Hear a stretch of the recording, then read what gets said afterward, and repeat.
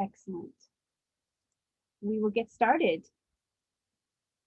All right. Hello and welcome to the Montana Office of Public Instruction Indian Education for All's webinar series, Unpacking the Essential Understandings Regarding Montana Indians. My name is Jennifer Statham, and I'm an Indian Education for All implementation specialist. We are so glad that you have joined us this evening. We have an incredible presentation in store for you. First, as this is a virtual format, I'd like to share a few instructions and Zoom tricks with you. We are recording this meeting for future use, so all will be on mute except for the speakers, and only the current speaker will appear on your screen. Please use the chat feature throughout the presentation should you want to ask a question, share an aha moment, wish to share a relevant resource, or participate in responding to the questions brought forth in the presentation. Also in the chat will be important links for renewal units and resources, including a link for the Google Drive folder that will have all of the resources mentioned in the webinar for a one-stop shopping format. These resources will include a renewal unit attendance sign-in sheet. Please also put your full name in the chat as roll call. This will be especially important to put your name on if you would like renewal units for this evening. The sign-in and a post-webinar survey, the link for which will be in the chat near the close of the webinar, will be required for renewal units. The survey will be open for just 24 hours after the webinar and should take no more than a few minutes to complete. The links for the resource folder and the feedback survey are also on the reminder letter you received yesterday. We will also be going to a site for a word cloud activity. It will be in the chat and it will be at menti.com. Again, this will all be in the chat as we approach each of these activities. And I will repeatedly put the links for the resources and everything else that you might need in the chat. So check that periodically if you are needing those. So when you get to the menti.com site, which will be menti.com, you'll put in the code 207089, again, will be in the chat, or put your answer in the chat if you are unable to go to the site. We are very excited for this new and improved webinar series 2 focused on the essential understandings regarding Montana Indians. The essential understandings serve as the foundation for all of the work that we do in Indian education. One of the most valuable aspects of the essential understandings is the emphasis on the Native perspective. It is especially important in these times as educators to support the inclusion and acceptance of multiple points of view. The more perspectives that are brought to the table and valued, the more we can see the opportunities where we can challenge ways that institutionalized racism restricts equitable education for all. The essential understandings came about several years ago after Indian Education for All became law. Members from every tribe represented in Montana came together and developed this list of important concepts that provide a focus for understanding more about each unique culture represented. This has been a powerful document and has been a catalyst for other entities to develop essential understandings. The Indian education team has even had opportunities to consult with other states such as South Dakota and Oregon and institutions such as the Smithsonian Museum of the American Indian, as they have developed their own essential understandings. A few years ago, after consideration of teacher feedback, we took the opportunity to revise the original document and expand each understanding in order to make them more accessible for teachers and students. However, each of the understandings is packed full with knowledge, information, and perspectives. I would now like to introduce our presenters, Miranda Murray and Jordan Langford Forster. Jordan, also named Bright Trail Woman, is a Aani and Anishinaabe, and Miranda is a descendant of the Yankton Sioux tribe of Fort Peck. Jordan and Miranda are both Indian Education for All instructional coaches for their school district.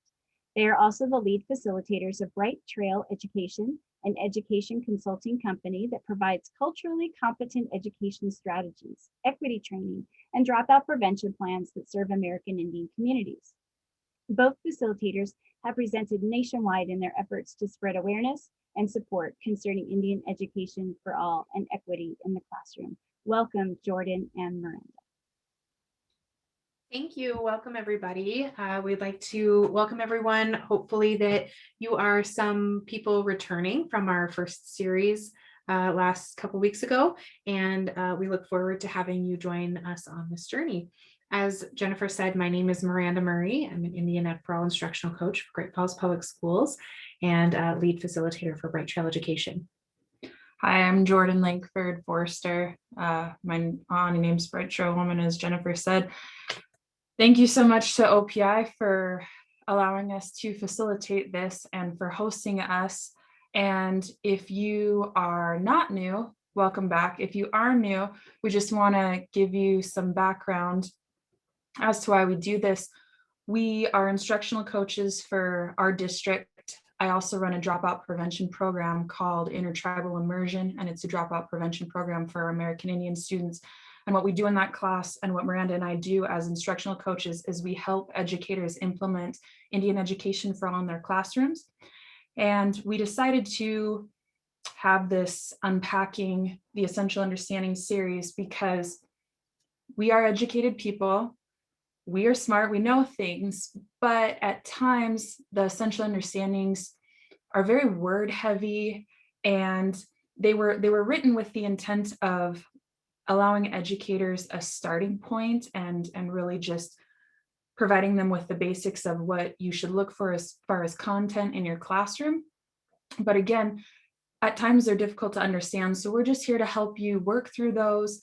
The activities that we're doing tonight also might be applicable for your classroom. OPI is and has offered lots of lessons and units on their webpage, and that's great. We love the lessons, but also what we're hoping to do is help you guys build a solid foundation and also a continuing conversation that you can use throughout your classroom throughout the year. So not just a one-day lesson, but continuing these conversations and these perspectives with your students throughout your school year in a way that makes sense for you. And we just want to help you do that. So again, we're asking that it's not mandatory, but we're asking that you engage in dialogue in the chat box, and also feel free to email us or ask us questions. If you go home tonight and you're like, wait, what? We're totally open to speaking to everyone about that. So just welcome. And again, thank you to OPI for having us. Yeah, all of the activities that we're going to be doing going forward are certainly activities that you could have in your classroom and use for many different grade levels. And so we encourage you to take these back to your classroom and try them out and utilize them as part of your teaching belt. And like Jordan was saying, it's really important to us that when we're going through these essential understandings and we are looking at how we can implement these in your classroom, to think of it in smaller chunks so that it's not so overwhelming. Really thinking about how this can enrich what you're already teaching, instead of worrying about trying to do a big unit or a one-off lesson. We're really hoping that you can incorporate this throughout your teaching throughout the year. And this slide just shows our names again, so please enjoy it. We worked really hard on it. Okay, so first activity. Please reflect and respond in the chat. How is culture like a tree? In the past, there's been similar comparisons and activities involving culture as like an iceberg, but tonight we want you to think about culture like a tree, and we'd like you to reflect and respond in the chat. How is culture like a tree? Thank you, Josh.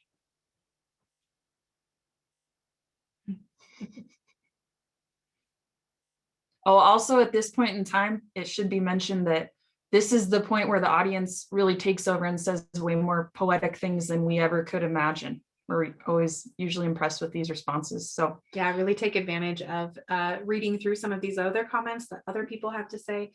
You will certainly use a lot of the information there and learn a lot from your other participants. Also, this is part of the presentation where we get really close to the screen because we're trying to read the chat. And so you'll get a real good look at our noses.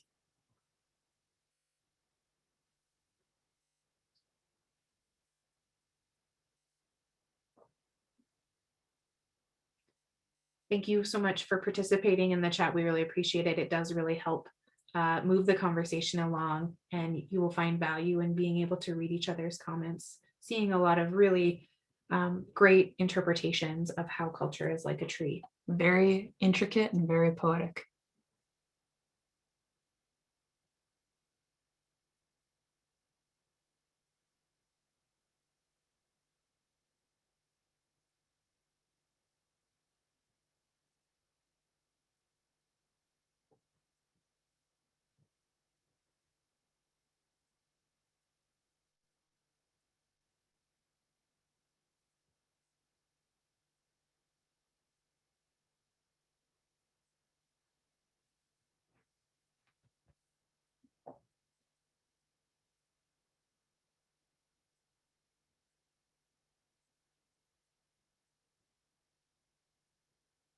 We have also provided you with a visual on your screen.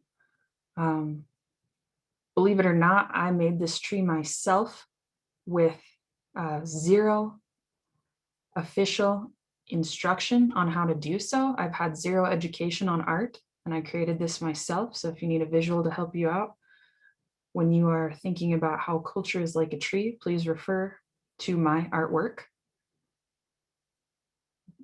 Zero formal education on this, folks. This just came right from my heart. I hope you like it.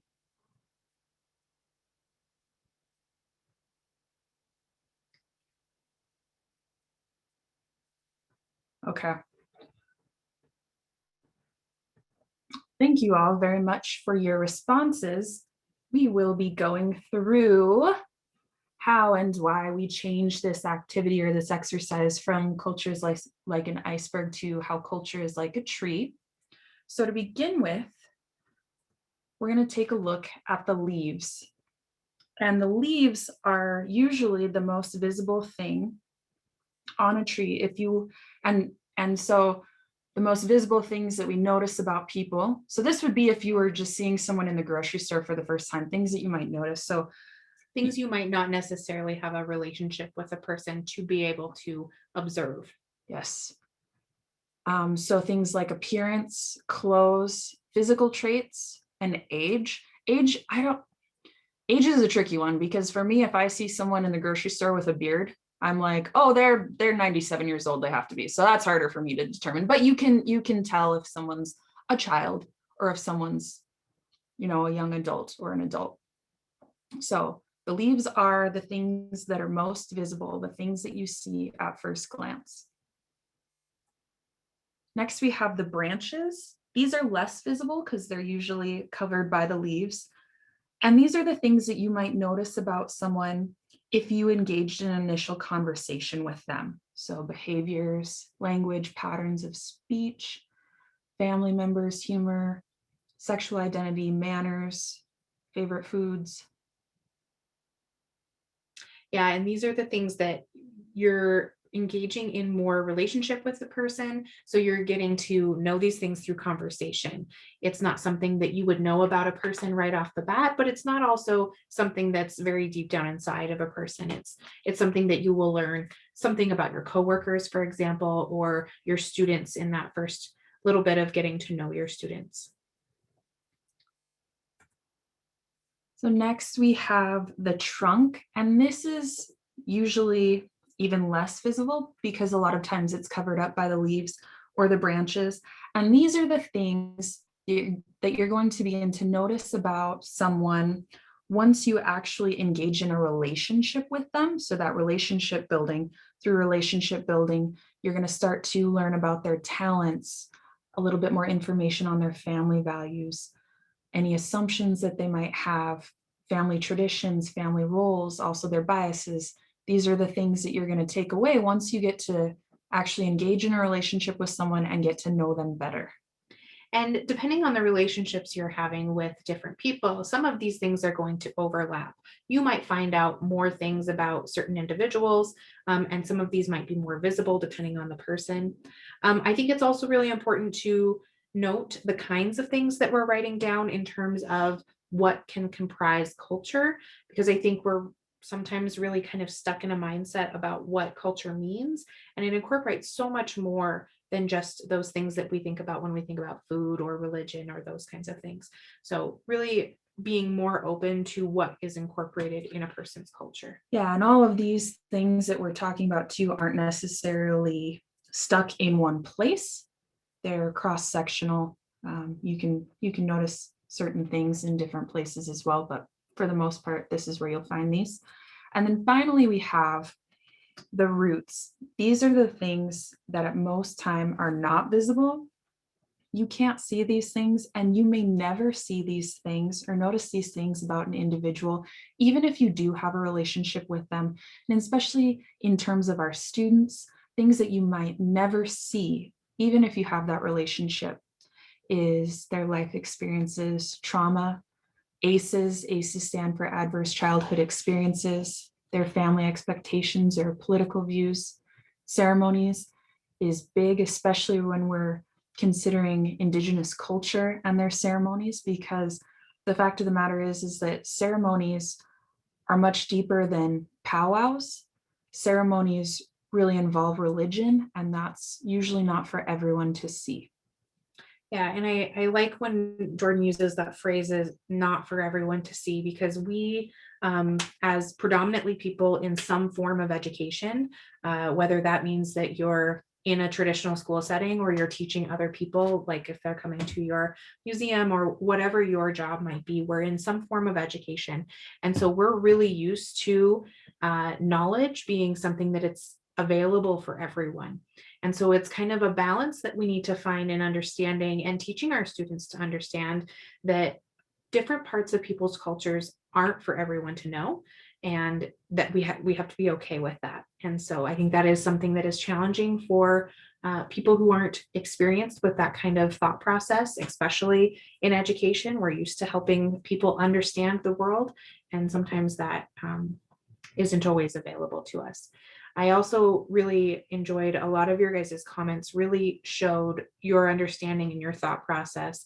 We're always interested to see in how people make the relation to culture as like a tree, because we hear different things or we read different things every time we get to engage in this conversation.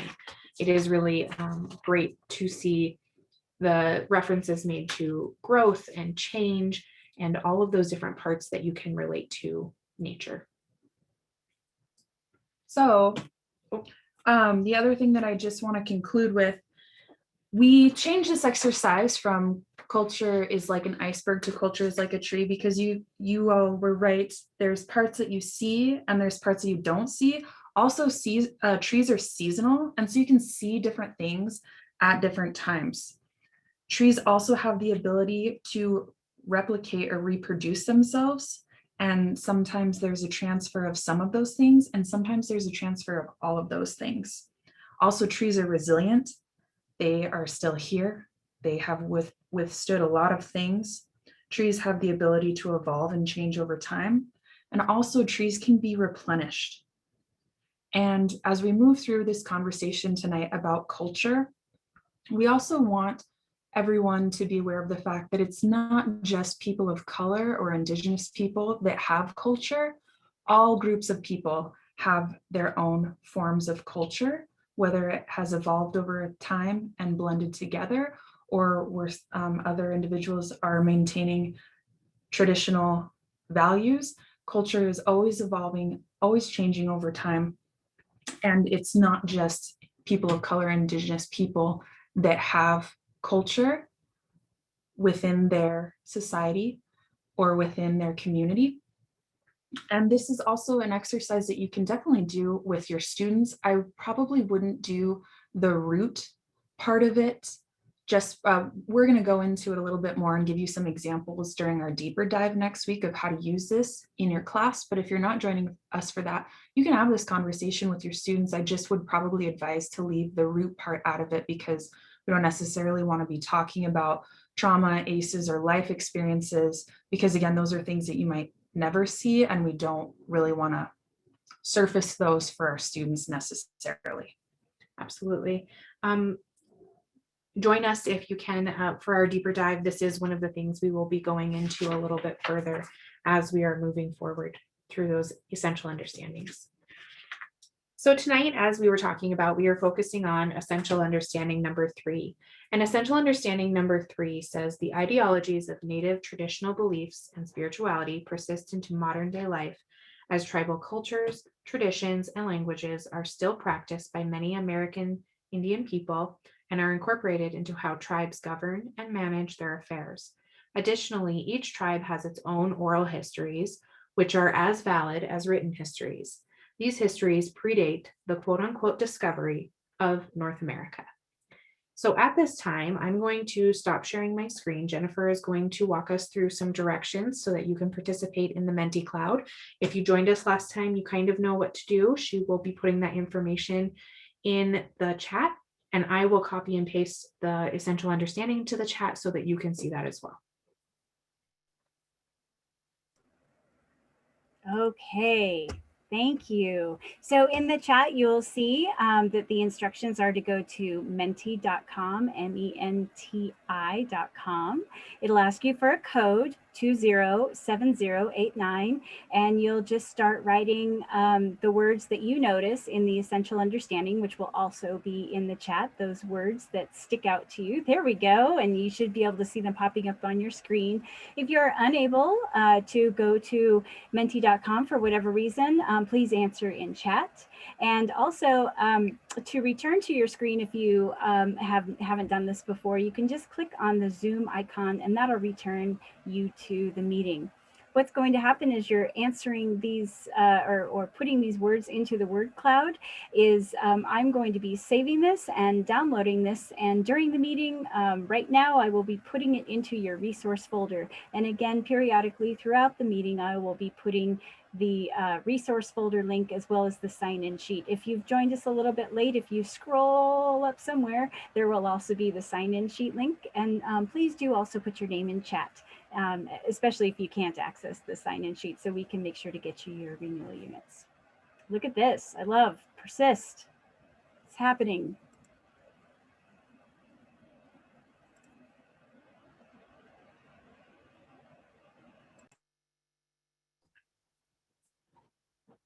Thank you for everyone taking the time to join in that Menti and really create a visual word wall of how you can see this essential understanding broken down into some pretty important words. One of the things that Jordan and I also do with our students in terms of looking at these essential understandings, if that's something that you're doing in your classroom, is having students go through that themselves, picking out words that maybe are difficult for them, or maybe words that we need to look up together.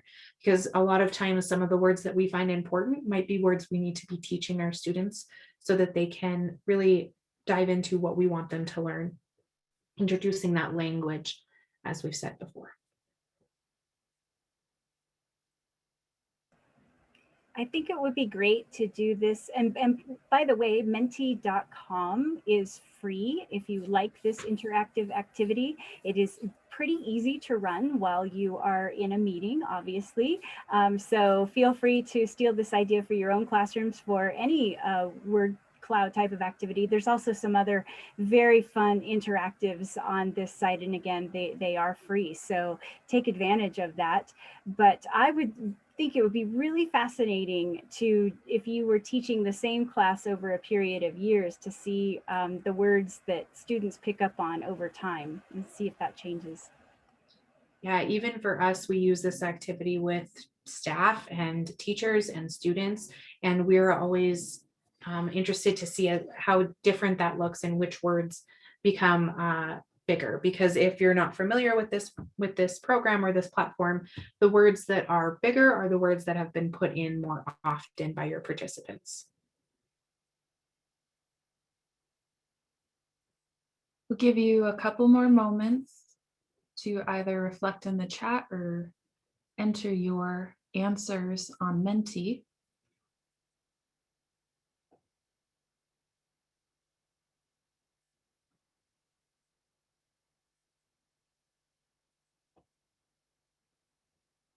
All right, cool. So valid or validity is something we're going to continue to revisit for the rest of our evening. Here's the short and sweet of essential understanding number 3. And we saw it with the most used word in that Menti cloud was persist. And the short and sweet of essential understanding number 3 is that culture is alive and well. On your screens, what we're sharing with you are some words that we picked out that I'm just giving an example of what I use for my classroom. So ideologies, cultures, traditions, languages, oral histories, and valid are words that I pick out and use with my classroom, but definitely persist is no less important. It looked like for the most part, that was the most popular word on that Menti cloud. And that's absolutely accurate, because essential understanding 3 is culture is alive and well. This history has predated the discovery of North America, and it continues today.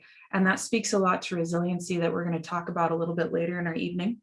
I was just going to say, I really like that word in congruence with persist, or with resiliency, especially when we were just talking about the tree and how all of that is intertwined. It's like we planned what we were going to talk about tonight. It's like it all goes It's like we together really organized well. it.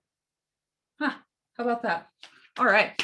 So you should have a poll on your screen shortly. And the poll question is, what is the moral of Goldilocks and the Three Bears?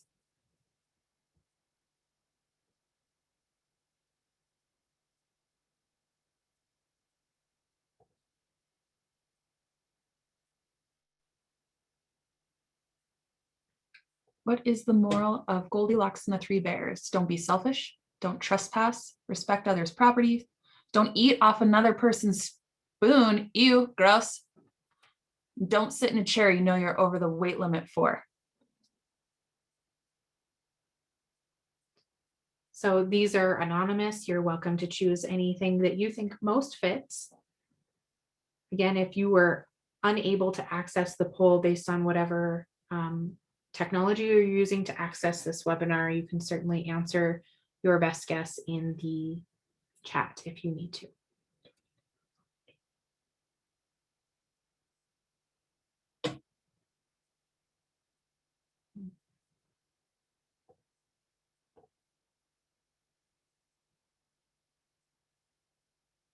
There we go. Sorry about that. Everyone's able to get in there. Thank you. Thanks for letting us know in the chat.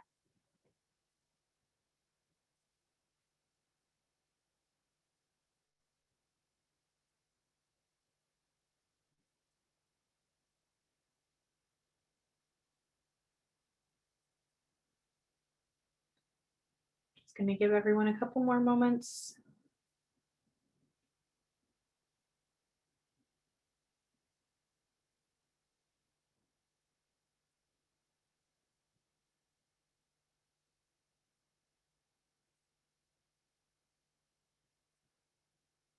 Alrighty.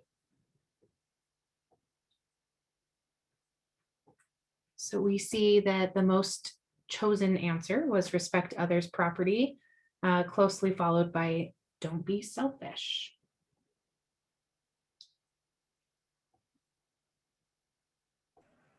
Sorry about the typo. I do know how to spell trespass. Oh, that's okay. I didn't notice. We're all human here. So here's the deal. This is kind of a trick question. There's no right or wrong answer for it. This story, Goldilocks and the Three Bears, is an example of a message story or a moral story. And so there's no right or wrong answer. There's no absolute truth to this. In a story like this, whatever message you needed to hear at the time, it was the message that was meant for you. That's the message that you take away from this story. And oftentimes, concerning American Indian people and their stories are usually accompanied by the words myth or legend. And the problem with that is these phrases carry the connotation of false or fake.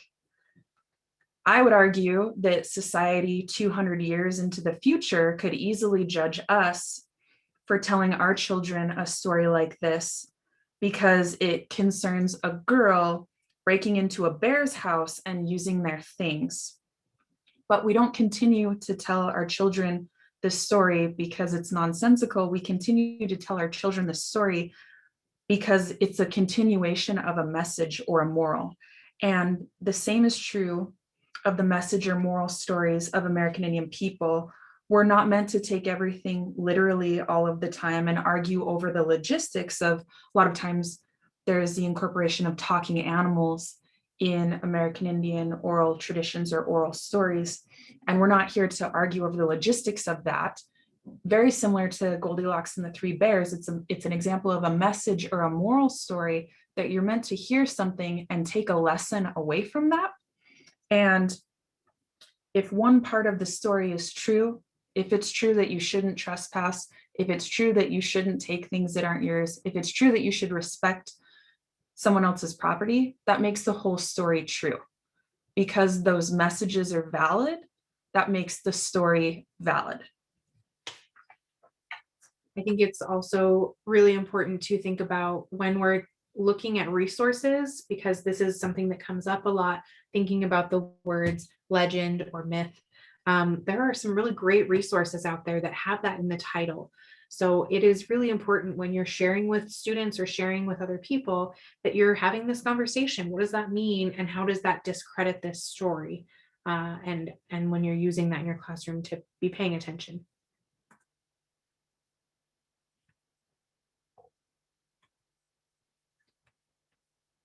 So many archaeologists and many historians agree that if a society or a civilization exists, it encompasses these 5 aspects. That's what qualifies as a civilization.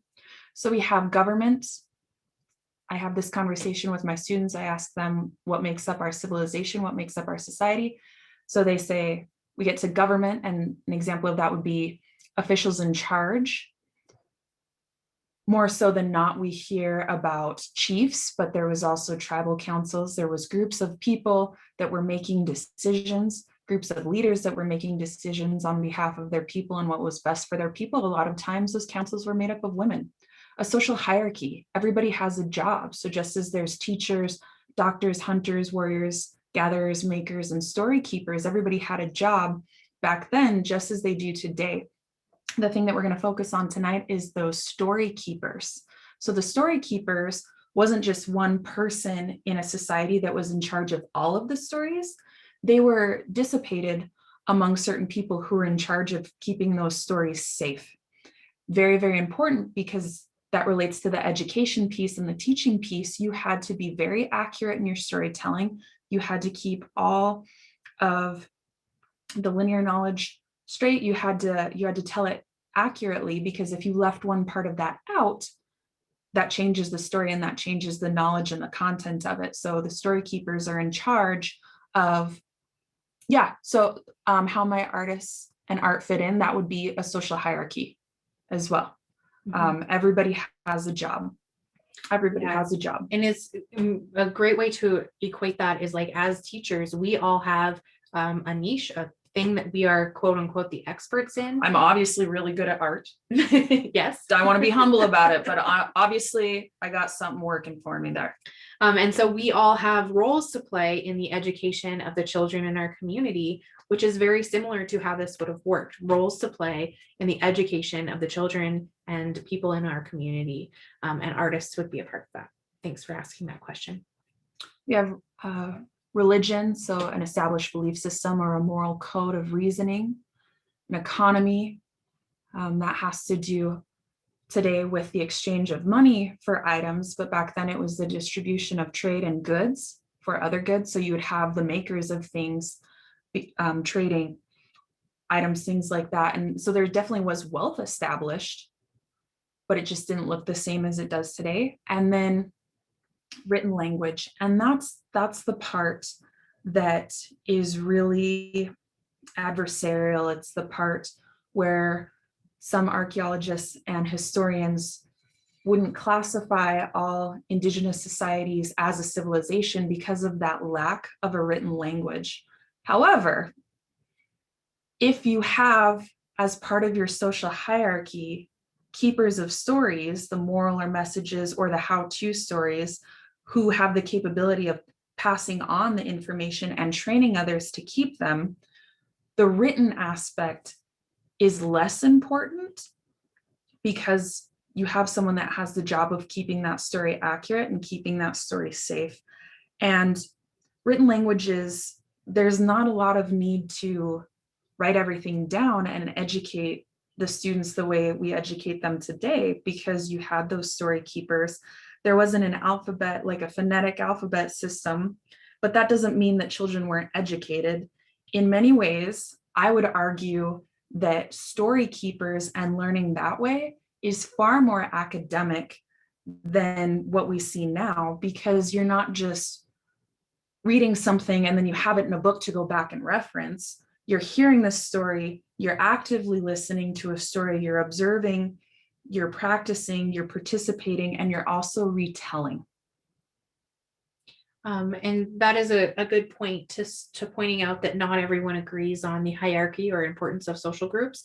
And that is true. And that means that in every group that's considered a civilization, for example, from this kind of perspective, might have their own version of a social hierarchy. One group might value arts and painting and things over farming, for example. So there'll be different groups believing different things. Yeah, and written things existed because we see them. We have these artifacts, we have the petroglyphs, we have the pictographs, we have things like the winter count. But unfortunately, the Western society is looking for what they deem as an academic written language or history, and that means a phonetic alphabet. And that just wasn't a part of culture because it really didn't need to be. Again, I would argue that the story keepers and the storytelling ways of learning and ways of knowing are far more academic because you are actively listening, you're actively engaging, you're actively practicing, and then you're actively reteaching. One other comment that came through that I think is pertinent to what we're talking about is wondering, like, who came up with these aspects? And I think that's a great question to ask. Jordan and I are constantly working with students and teachers, and we're asking, who does this benefit? So the group of people that decide this is what makes up a civilization, they're obviously going to write this or make this code pertinent to what benefits them. So always keeping that in mind whenever you're looking at a resource or something like this is, who does this benefit and how did this come to be? Okay, so now we are going to ask you to be as detailed as possible. We would like you to respond in the chat. How do you brush your teeth?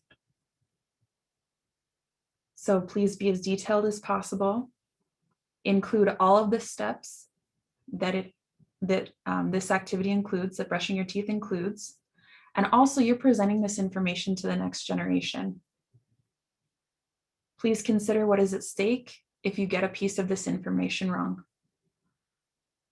So The teeth of all the people to come. The teeth of the teeth of the generations. So for those of you who are willing, please respond in the chat. How do you brush your teeth? Be as detailed as possible. You must include all of the steps included. Also, too, we're not going to say you're wrong. We're just going to read them. So you're just going to really, it's just going to be a montage of us, of our noses reading in the chat. How do you brush your teeth?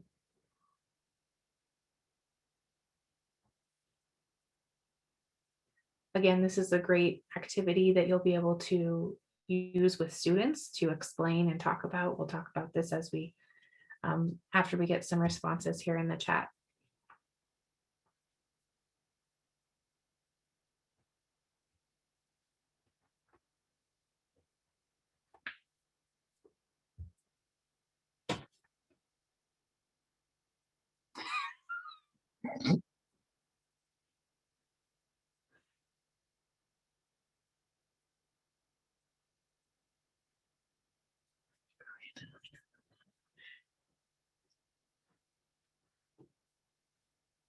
We appreciate your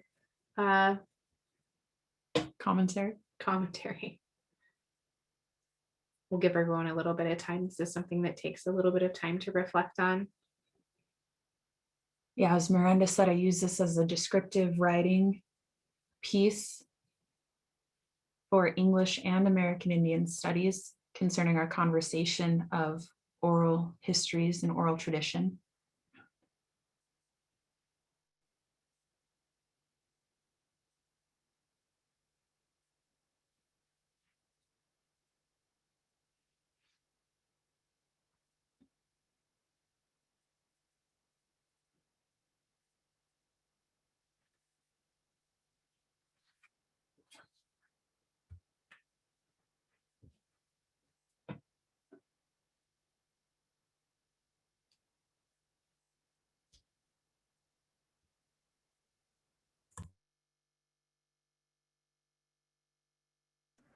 while these are finishing up, I just want to give a shout out to Sun River.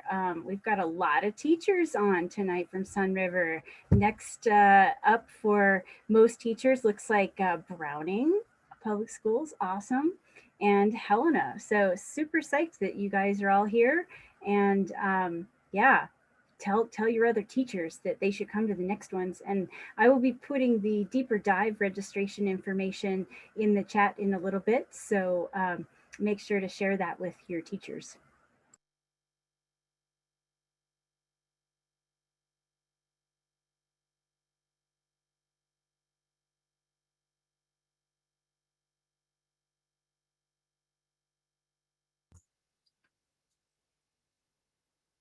Zach has an electric toothbrush because apparently he's rich. That's fine. Good on you, man.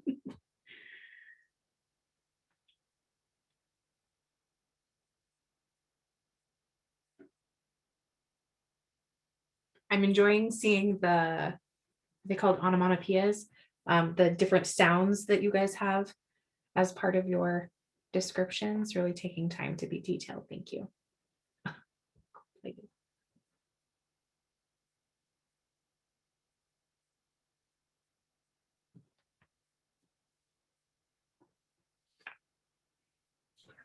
I'm glad to see people aren't grasping their toothbrushes with their feet, I suppose. I like the hands being very specific. I would be interested to know if this is more so the theory of how you should brush your teeth compared to what everybody actually does. And I'm not like casting judgment, like good on everybody. If this is what you do when it happens, that's great. You guys are being very detailed. I really appreciate that. You all must have excellent tooth health. So just a couple more moments for anyone else who wants to explain to us how you brush your teeth.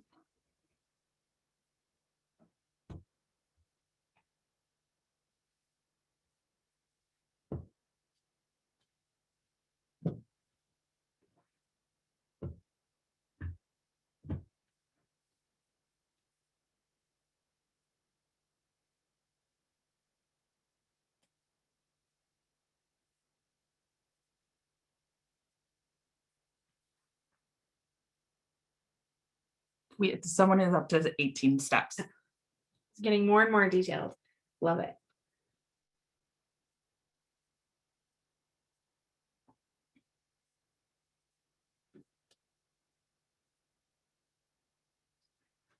Okay, so I have another question for you before we move on. So in class, I posed this to students. We also do this with other educators. How do you brush your teeth? And I usually have my students write it out and be as descriptive as possible. And a brave soul volunteers to, if they're like, I got it, I call on them and I let them read out their steps. And so then I have a question for them. And I'm going to pose this question to everybody on here tonight. So my next question, thank you again to everybody who participated. My question for you is, what is a toothbrush? What is a toothbrush?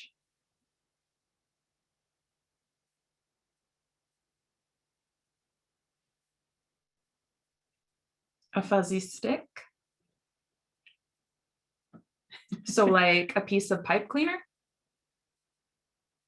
Plastic stick with bristles. What if I'm okay. in the bathroom cleaning section? Yeah. Where do we have to go to get a toothbrush? Ah. So my next question, so then they start explaining to me, well, this is what a toothbrush is. So my next question is, where do I go to get one? And all the kids say Walmart. And so then Miranda, what if I'm in the wrong section? What if I go to, because we've just described the toothbrush as a plastic stick with bristles on it. And as Miranda posed, okay, but what if I'm not in the dental part of the store? What if I'm in the bathroom cleaning part of the store and I find a plastic stick with bristles on it? I would be very confused if I didn't know what I was doing and I got there and I found it. I would say, this is the thing. You're right. Absolutely. I don't know if it'll be that effective because I don't think it'll fit in your mouth. But the point of that exercise too is that the how-to stories of oral tradition and history aren't just the basics of this is what you do and this is how you do it. It's also everything that you're going to need, all of the supplies, all of the scientific knowledge of the world around you that you need to complete that process as well. If you leave a part out of this, so if you leave the part out about what toothpaste is or what a toothbrush is, et cetera, are the people you're telling the story to, are they going to be as successful at brushing their teeth?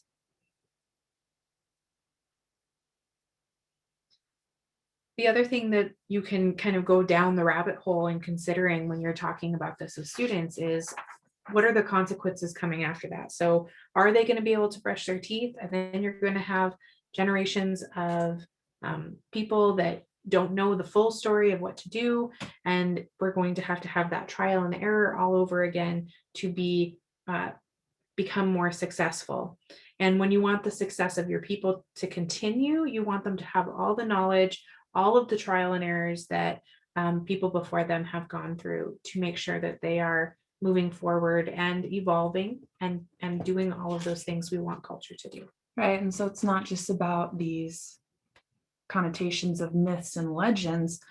American Indian oral tradition and oral stories also revolve around the how-to stories. So we're talking about how to hunt, how to make clothes, weapons, tools, medicine, how to conduct ceremonies. And it's just not those 1, 2, 3, 4, 5 steps.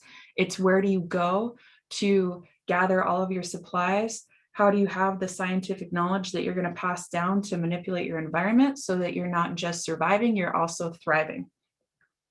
So how to hunt, how I explain it to my students and other educators, I say, okay, so you are the keeper of how to hunt bison and you know all of the steps, you know what to do, but what if you're explaining to someone this story, this how-to story, this how-to knowledge, and you forget to tell them where to go? Is that going to change the story? Absolutely. If you leave any part out of this, it's going to change the whole story. If you're not absolutely accurate with your content, with your knowledge, it's going to change the whole story. And that's again why I would argue that oral tradition and oral history is more academic in a sense than just reading from a book and then having that book to go and reference again, because it's always going to be there, because you are engaging in active listening, active participation, actively observing, and actively retelling these stories. Because if you get one part of it wrong, it's going to change the whole thing. This also can be utilized when we'll be talking about more examples in terms of oral traditions, thinking about how we are teaching our students to be active listeners, and how sometimes when we repeat stuff or we go over the same information again, why that's valuable to them as students, and using kind of these examples as, are you going to get it if you hear it just one time? Maybe not. And so you need to be able to engage in that repetition. And the different parts of learning and listening.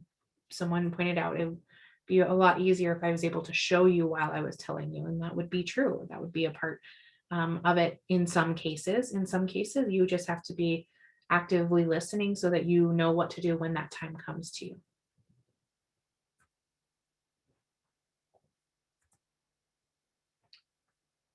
So we're going to go over federal policies more in depth with essential understanding number 5. These are the federal policy time periods that are categorized by historians.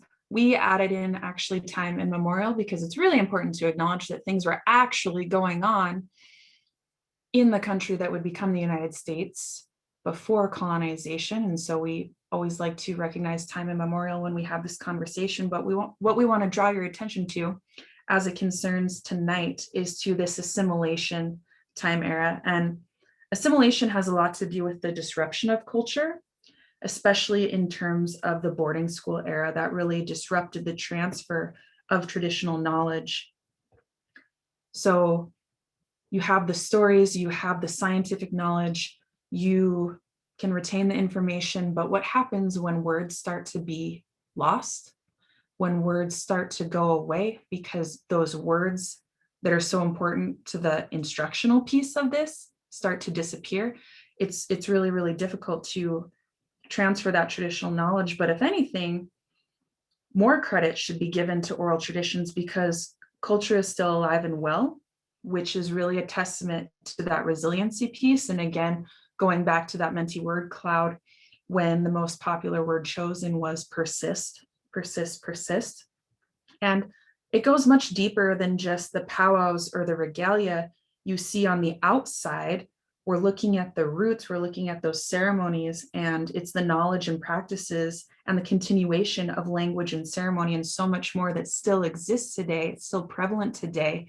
And again, that just really speaks to the resiliency of American Indian Indigenous people, because even though we have the time period that's designated as assimilation, when the majority culture absorbs the minority culture, training the minority culture to be like the majority, even though that happened, even though there was a disruption in the transfer of knowledge, there's also the persistence and the resiliency piece that culture is alive and well because American Indian people were able to do so through this traditional way of training and educating other generations.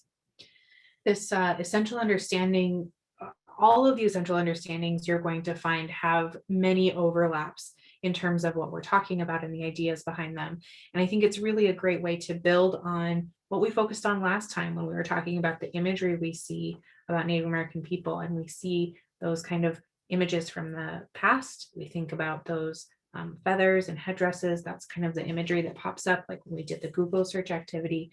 And so really giving students the understanding of present, contemporary, and that parts of those things exist, but what does it look like deeper? What is more involved there? Yeah, and again, we'll go over this more so in depth for essential understanding number 5, but it's really important to acknowledge this assimilation piece and the disruption of that traditional transfer of knowledge. So now we have No, we don't. No, we don't. Sorry. No, we don't. That's okay. I just wanted to give you guys, that's okay. Miranda's reading my notes. She's copying my notes and she says, those aren't for her, they're for me. They're my special words. I was trying to anticipate. I got ahead of myself. Sorry. Do you have plans tonight? You got something to do? You got somewhere to be? We're with our people right now. Here. Okay. Anyways, some other examples of things that you can potentially use with your students or with conversations that you're having with people is encourage them to share how-to stories, so they can share that out with the class, or they can share it out with partners. So it could be as simple as, you know, how do you roast marshmallows? How do you do this? And just that sharing and resharing of culture. Sorry, knowledge. That's sorry. Okay. Josh pointed out a really great thing in what you're saying. Did Josh? Some aspects of culture are not meant to be shared, just like notes. Thank you, Josh.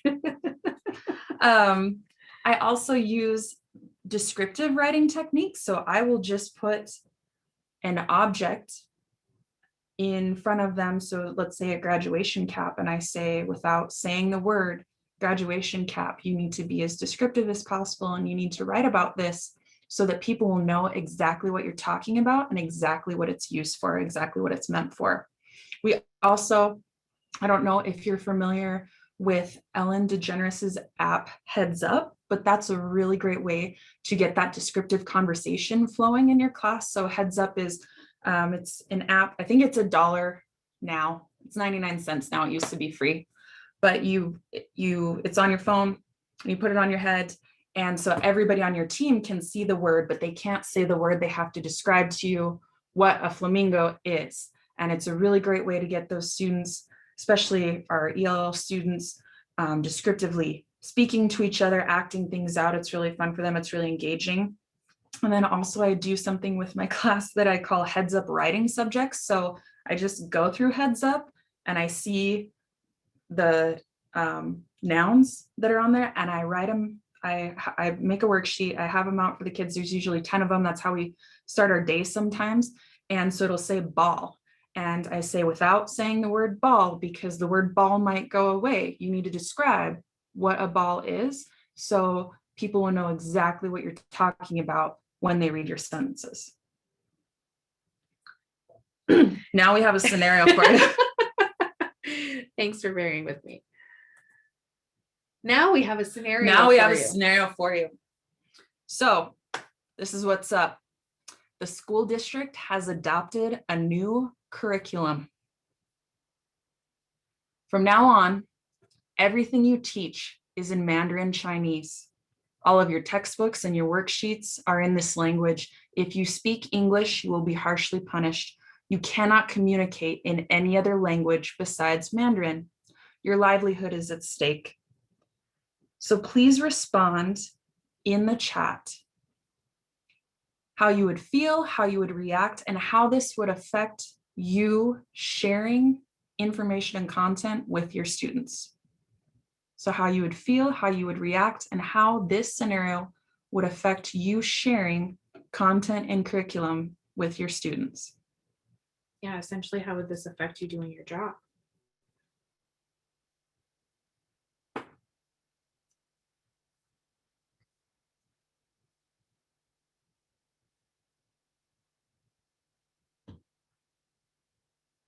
Job.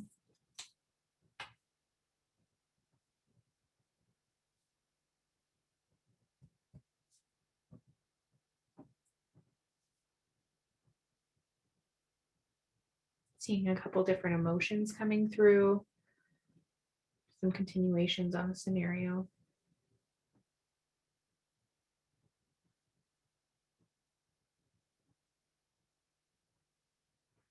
What is the punishment? Harsh. We'll leave it at that.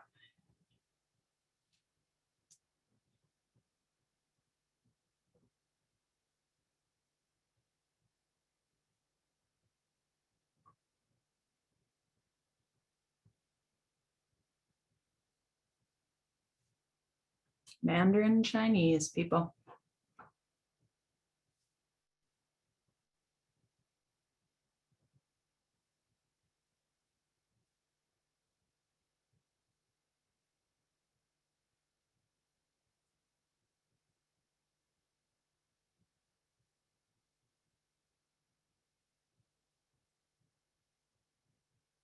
Again, as everyone's sharing their thoughts on how this would affect their ability to do their job, we want to thank you for participating in the chat and hope that you take something away from what other people have to share.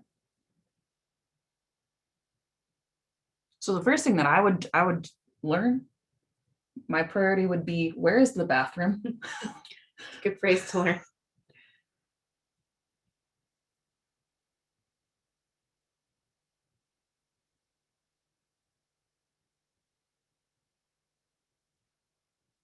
So a couple more moments and then we'll debrief on this scenario before we move on. Our teachers would use the bathroom. Well, I would need to know if I went to a restaurant or something.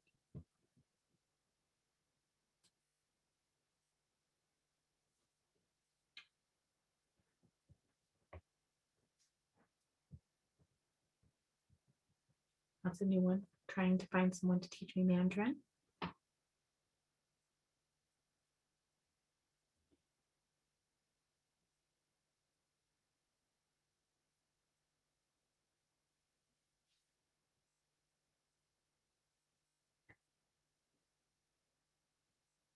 Okay, so here's the deal with this scenario.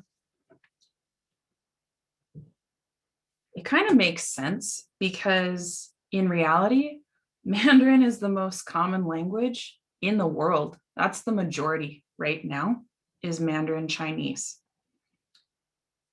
And it's really important to put ourselves in these positions so we can examine not only empathy, but also understanding. So I took some notes in the chat and people reporting that they would feel confused. There would be no communication. They would feel lost, devastated, lonely, angry, terrified, frustration. I like this comparison as well. It feels kind of like the shift we experienced when we suddenly had to be thrown into remote learning. Yeah. If you had no experience with digital teaching, absolutely. A lot of frustration. Absolutely.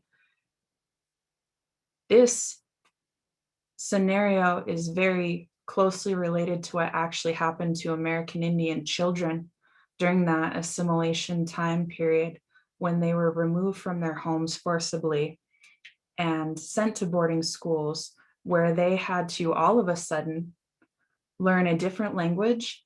And if they didn't follow the rules or the protocol, harsh punishment would ensue on them. And so it's really important to walk ourselves through these scenarios. And also, maybe if you're having a conversation about boarding schools with your students, present them with a scenario like this and just have them respond and, how you feel, what would be going on, would it be frustrating, would it be difficult, what would your emotions be? Because this is essentially exactly what happened to American Indian students during that boarding school experience. And they were removed from their homes and forced to learn a different language. They didn't have a choice.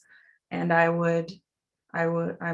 we have testimony today still from people who attended these schools, but there were those feelings of confusion, very angry, lonely, terrified, frustration, devastation. But again, that really speaks to the resiliency piece that although this happened to them and it's a part of history, culture is still alive and well. And that's what we're going through tonight with Essential Understanding 3. And culture goes a lot further than just those powwows or the regalia that you can see that's visible. Culture is still alive and well through ceremonies, through the things that we practice, through the things that we still do with our children, and the things that we still teach our children. Yeah. So thank you very much for participating in the chat on that scenario. It is sometimes interesting to see how, even just imagining something happening to you in that way can really bring up some visceral reactions. And then getting to kind of see that from an empathetic side for people that this has happened to currently and in history. So I want to talk about some resources that go along with Essential Understanding number 3. Like I said before, and like we'll continue to say, these resources and the essential understandings overlap constantly. So it's not just one essential understanding that applies to each of these resources, but multiple. But we're pointing them out as being good resources to think about contemporary culture being resilient and culture being alive and well. So I'm going to go through a couple of different resources tonight. I'll go into detail about some more than others. Some of these are going to be featured in our deeper dive session next Wednesday, if you are able to join us for that. If you have not heard about it or you're interested in signing up for it, you can find some more information of that. Jennifer will share that at the end. But we're going to be going deeper into resources and lesson plans based on Essential Understanding number 3. So I have a couple different slides of book resources to go through with you. And these are all varied in terms of grade, age, appropriateness, and grade level. We never want you to have to keep yourself to what someone says is grade appropriate.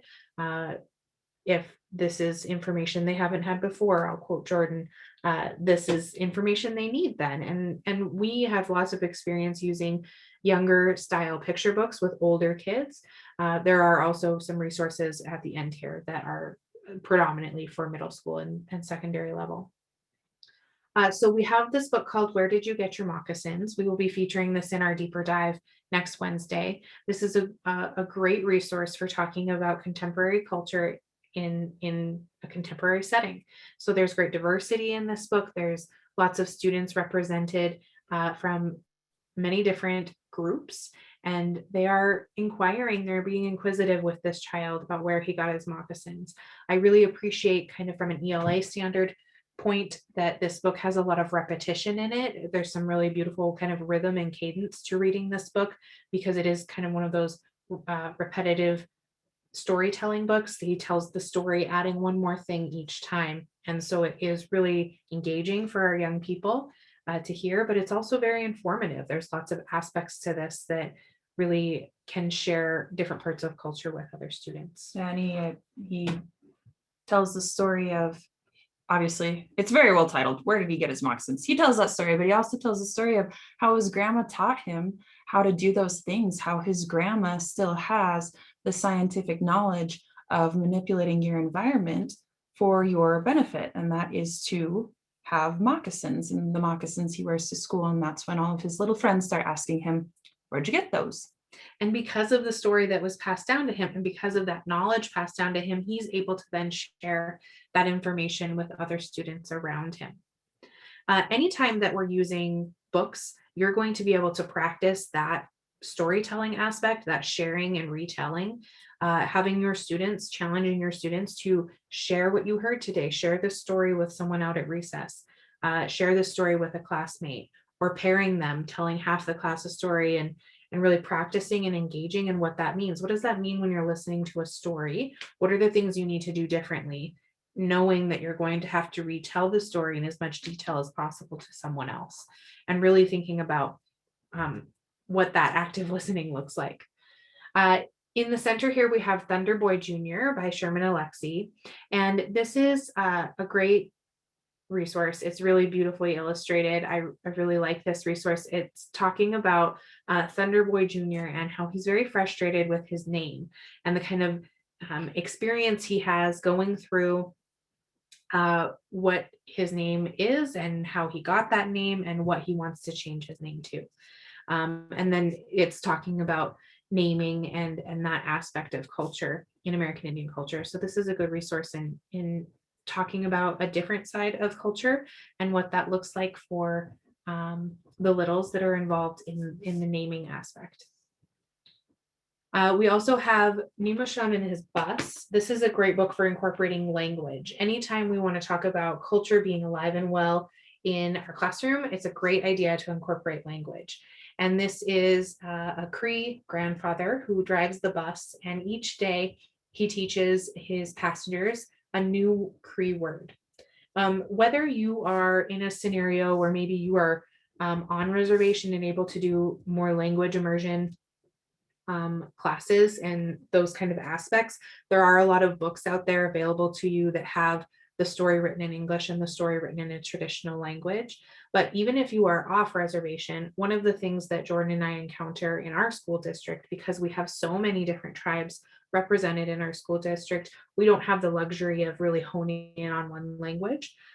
We have 12 tribes here in Montana, but we have over 45 tribes represented in our school district. So we enjoy getting resources where there is language incorporated and we can go through some of that language and talk about it and use it as a resource. And we're not necessarily trying to teach a student a new language, but incorporating those aspects of language and getting some kids hooked. We might have a student that is Cree, that this might be their first access to language.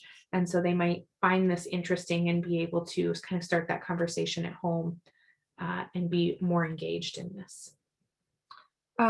Before we move on, I see a question in the chat from Sage, and it says, how do we navigate the complications of Sherman Alexie as an author while also acknowledging and using his work in the classroom? And I understand what you're saying. For those of you who don't know, Sherman Alexie a couple of years ago was accused of crimes against women. Those things never really came to fruition, but I definitely understand what you're saying. And I had a similar question asked to me actually when that information came out several years ago, and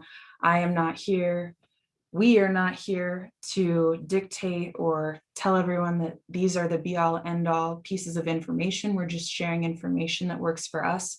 And so, I don't speak on behalf of all American Indian Indigenous people, and I would never impose my beliefs on you. But what I told the person that asked me that night, she said, man, that's a bummer. Are you going to use any of his stuff? And I said, I still do, because it's not always about the author, it's about the message. And I've seen how my children, how my American Indian students connect to his work and how much his work means to them. And So it's not a story for me to tell. I don't know, maybe you would want to caveat that information before, but I've just seen what his work has meant to my children. And I know that the benefits of his work, regardless of, just the unfortunate situation that he really put us all in that situation. I'm going to be honest, because now we're all like, cool, what do we do now, bro? What do we do now? But I've just seen how my kids connect to it, and I see how much his words mean to them. And so in this situation, I still personally continue to use his work, because for me, it's not necessarily about the author. It's about the message, and the message to my children is important, and the things that they take away from his writing and the identity pieces that they take away his writing. For me, they're emotional and academic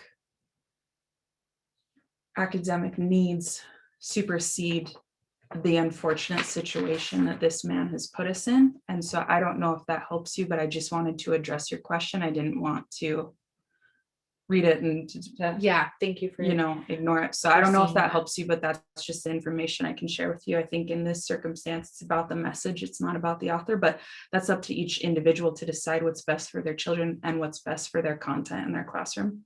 Primary example of not necessarily being able to have a right or wrong answer for a certain question. We do encounter that. Some of the other resources I'd like to share with you, we're going to be looking more deeply into Bow Wow Powwow.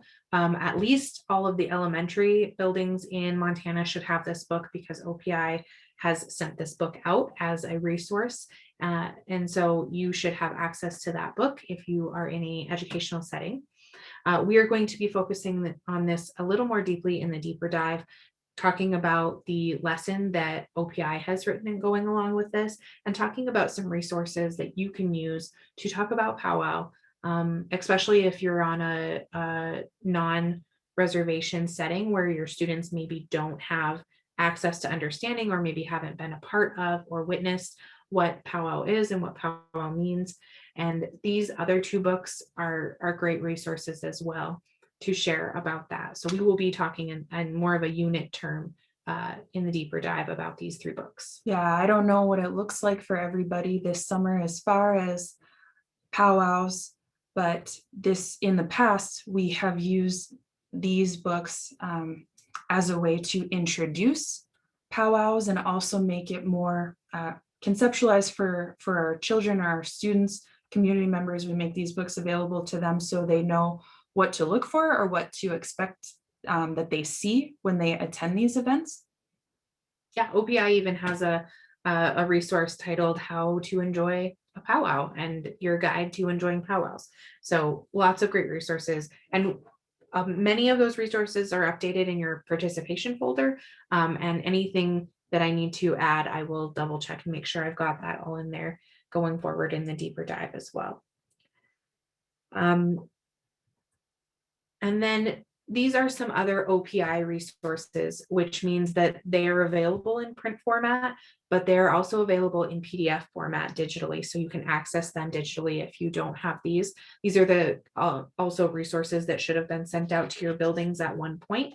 Sometimes over time, I know I've seen some librarians trying to make room, and they're like, well, they check with their teachers if anyone wants this to have this in their classroom or whatever. So if you don't have it in your library, you can certainly access this digitally. Those links are definitely in your resource folder.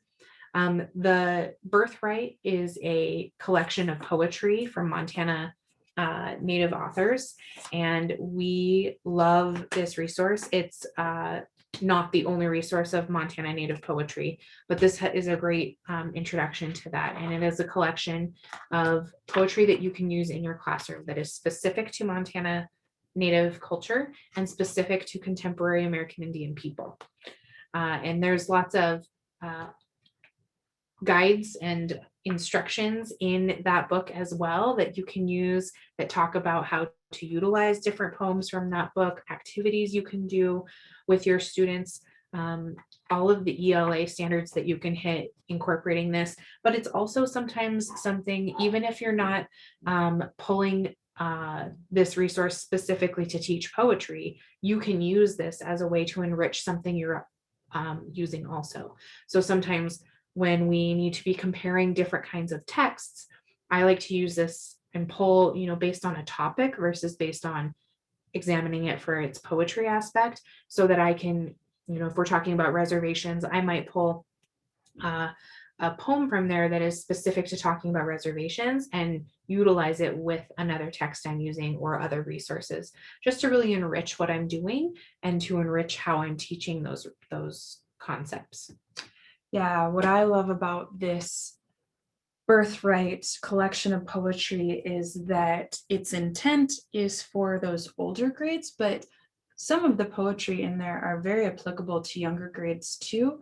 There's a lot of science involved in a lot of them, especially when they're talking about connection to land, and also stories of how to use the land. And also I just think it's a really great example of how culture is alive and well, because it has those contemporary aspects where it touches on all sorts of the essential understandings, federal policy, sovereignty, all of these wonderful things. And a lot of those poems are also interwoven with traditional knowledge as well as also historical events. And it's a great resource. So don't sell yourself short and say, oh, it's only for high schoolers. A lot of the poems found in here are really great too for those younger grades as well. And we use it all of the time. The cool thing about poetry too is that a lot of it's open to interpretation. There are those guides that Miranda was speaking about, and they also include denotation and connotation.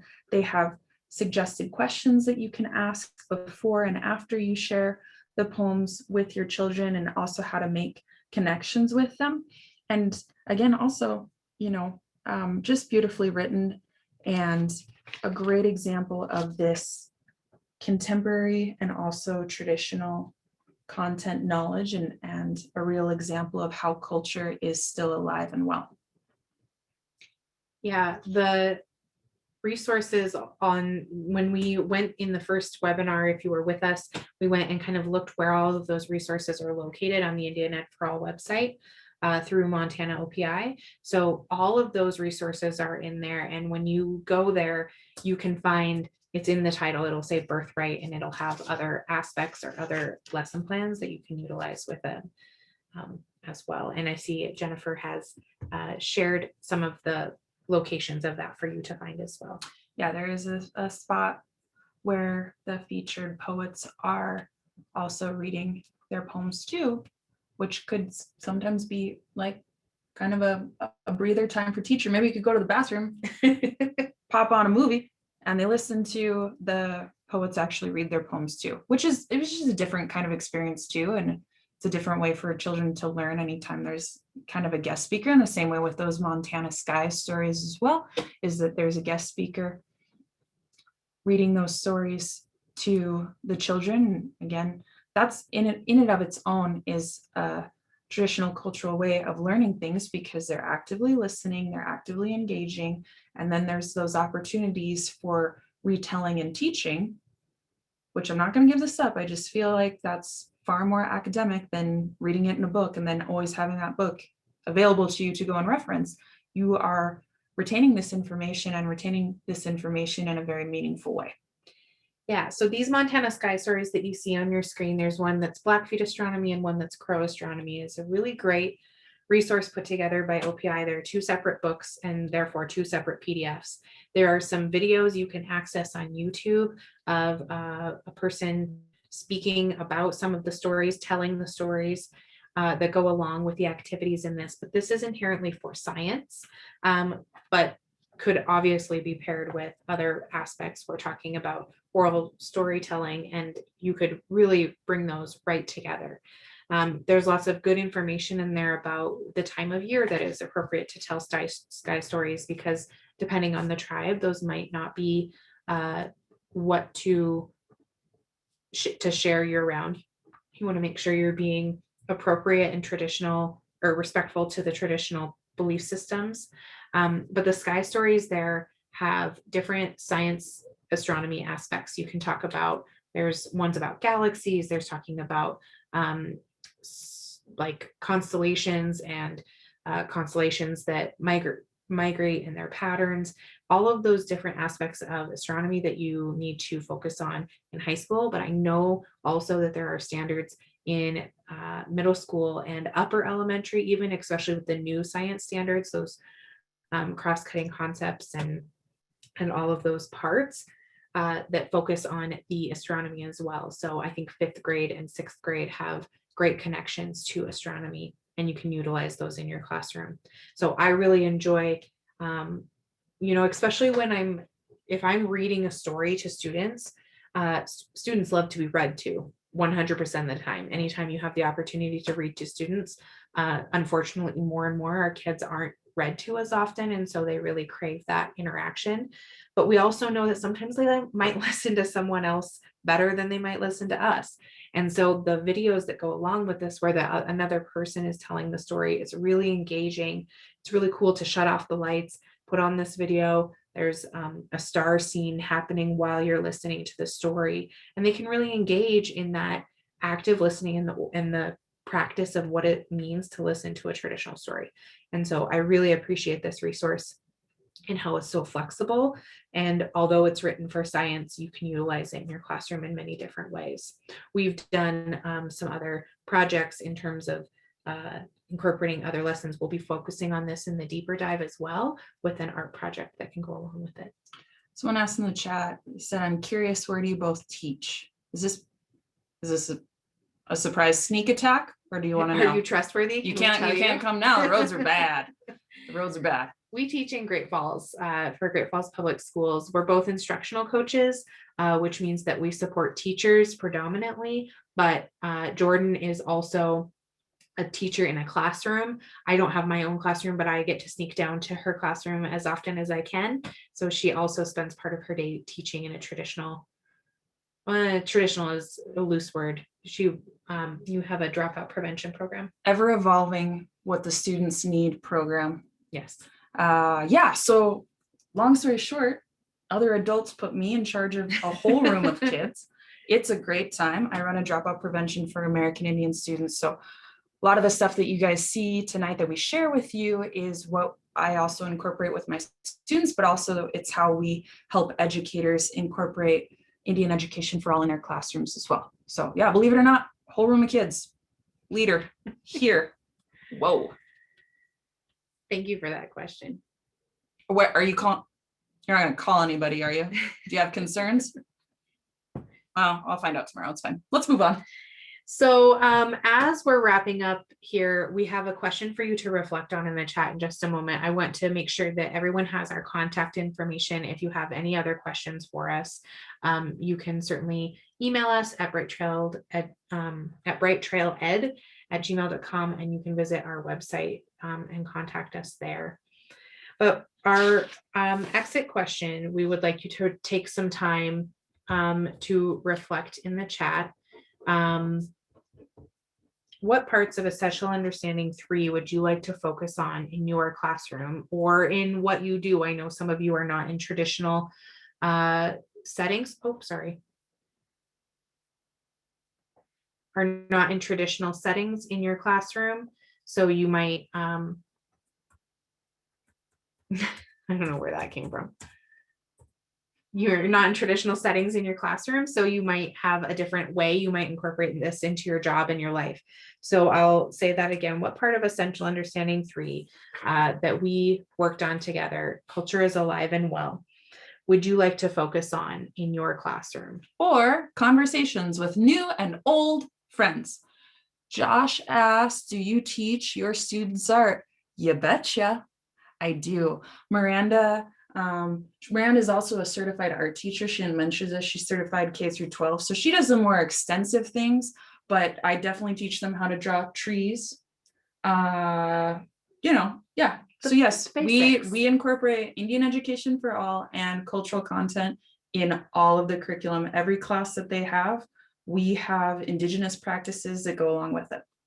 Yeah, and I work pretty closely with some of our elementary people. We have what's called youth development specialists. And so we do art that goes along with cultural understandings in our elementary zones as well.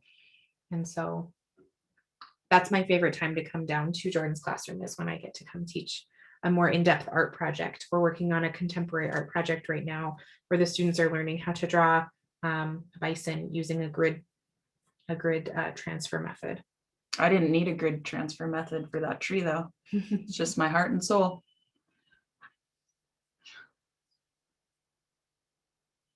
I love that, focusing on the storytelling when you're talking about child development.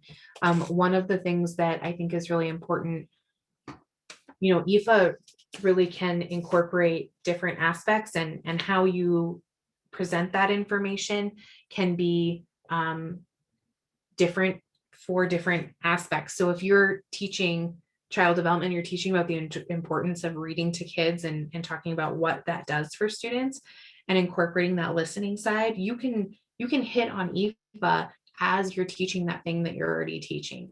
I really enjoy anytime we get to see people make connections to something that they're already doing, because it's not as overwhelming. That's the number one thing that I think we get as instructional coaches, is people get worried that I don't know what to teach, or I don't know if I know enough about this, or I don't have time to squeeze this in. And so incorporating that on top. Sorry. Yes. I made a gesture for you to I didn't mean you had to be quiet, but Okay. Someone said something about they want to be more specific to the Salish Kootenai and Pend Oreille tribes. Say SKC has a whole library. I bet you, if you probably went to the college, maybe, but I know that they have a huge production of stories like that focus on their tribes primarily. Yeah. We'll be sharing some of that next week, but I know that if you contacted them, they've been very, very engaged in publishing traditional stories. They have a lot of really beautifully done stories. They have some traditional story collections, and then they have other stories that they use. One of the stories, I think I might have talked about it last time, is called Bull Trout's Gift. That's a SKC story. The college there has a large list of publications, and if you go to the OPI website and look in their resources as well, you'll find a lot of lessons that go along with those books. They've been very generous in sharing that information with the public.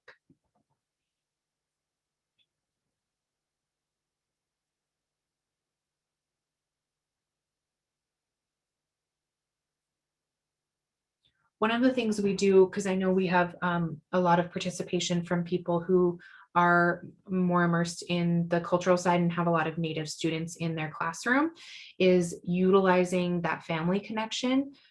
We sometimes in our cultural groups where we're working with just Native students, we encourage students to talk to someone in their family or one of their guardians, whoever they're with, and to learn a new story, ask their parents or their grandparents or someone for a new story, and then bring that back to the classroom so that they can share that with their class. So they're engaging in that listening and connection and bringing a personal connection. I knew it was in here somewhere. Bringing a personal connection into the classroom, which is a great tool and resource. This is that book I was talking about. This is one of the SKC books, and all of their books say by the Confederated Salish and Kootenai tribes. So if you were to look up that as an author, you would be able to find other books that they have also published. The reason we couldn't find it immediately is because this isn't actually a utilized bookshelf. It's more of like a prop. It's like we're Ron Burgundy filled with leather-bound books. It's just really to make us look smarter. So this looks clean and organized. Sorry for the delay. Here. It's chaos around us. Okay. So, well, thank you so much for participating. I know that we're here at the end of our time. Please, if you have any other questions, please shoot us an email or add it into the chat. We'll be on here for a couple of moments, but I'm sure Jennifer has some information she needs to share with you. Thank you, everybody, so much. We hope that you continue to join us and invite others to join as well. And thank you for spending yet another night where you look at our noses up close. Well, thank you both again for a tremendous presentation with lots and lots of resources. Again, all of the resources that they have mentioned are going to be on the resource page, and you will have You have access to the resource link in your reminder letter from last week. You also have the survey link if you didn't see that. And even if you're not getting renewal units, please do fill out the feedback survey. We take that to heart each week and do what we can to improve each of our sessions. So I was remiss a little bit earlier in the land acknowledgement, and I do really feel strongly about just recognizing that I'm a guest on this land that was occupied by tribes for millennia in the state of Montana, and I just feel very fortunate to now be sharing it. And so again, thank you very, very much, all of you, for joining us. Thank you, Miranda and Jordan, for a great presentation, and everybody have a wonderful rest of your week.